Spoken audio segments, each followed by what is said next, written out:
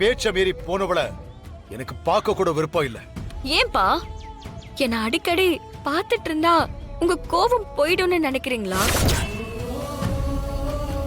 எங்க நீங்க எங்க 2 பேரையும் திரும்ப வீட்டுக்கு வர சொல்லிருவோமோன்னு பயப்படுறீங்களா? அது ஒரு காலத்திலயும் நடக்காது. ஒருத்தங்க மேல வைக்கிற பாசம் என்னைக்குமே என் கண்ணை மறைக்காது.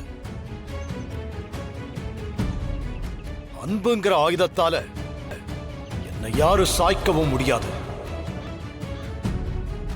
நீ எங்க வேணாலும் இருக்கலாம், எப்படி வேணாலும் இருக்கலாம்.